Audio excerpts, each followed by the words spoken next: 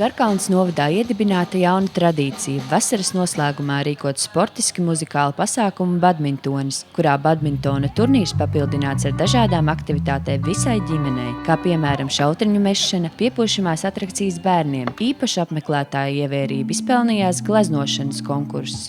Sākumā pa dienas, kad vēl tikko sākām no 2, tāda rinda, nepacietīgo rinda, vienkārši rinda. Tas tā, ka tu spēj mainīt tikai papīrus.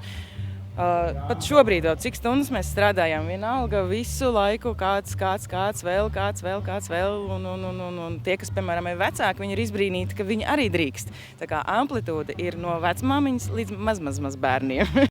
Badmintonu pierasts spēlēt sporta zālē, sadalot lielo basketbola laukumu mazākos, taču badmintona priekšrocība ir tāda, ka laukumu var iekārtot tikpat labi arī brīvā dabā. Spēles notika Langstiņu ezera krastā 2 volejbola laukumos, kuri bija pielāgoti badmintonam. Es pēdējo reizi badmintonu spēlēju skolā, tas varbūt tās ir 40 gadus atpakaļ. Tā kā tas nav noteicošais. Galvenais vienkārši pasākums ir atnākt, ja patās dzīvojam, kopā ar bērniem. Tāds pasākums. Visu. Badmintona turnīrā piedalās 12 pieaugušie, un pirms tam bija bērnu turnīrs, kur bija 6 bērniņi piedalījās badmintonu, bet pārējās aktivitātēs viņi bija vairāk bērniņi. Kā ir kaut kādi noteikumi vīriešu, atsevišķi sieviešu vai... Nebūtu, visi spēlē jautri vienā barā, un kurš būs stiprāks, tas arī būs. Jo, es domāju, nav primārais varbūt uzvarēt sportiskā ziņā, bet gūt jaunus draugus, labi atpūsties un tiešām lieliski pavadīt laiku. Lai pasākums būtu atraktīvāks, dāmas bija aicinātas uz to ierasties krāsainās sievišķīgā apģērbā, pin-up stilā.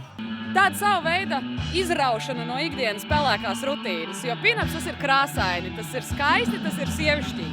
Jebkura sieviete grib justies skaista un sievišķīga, un jebkuram vīrietim patīk skaistas un sievišķīgas sievietes.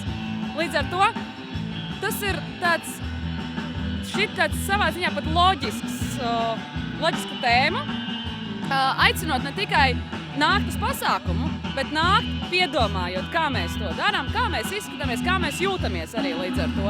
Kā jau īstā turnīrā, veiksmīgākie badmintona spēlētāji tika arī apbalvoti, bet lielākais iegūms droši vien bija labais garastāvoklis un patīkami pavadītais laiks.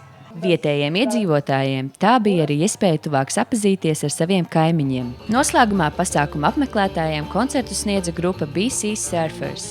Zana Zemniece, Digis Pučs, TV Spektrs.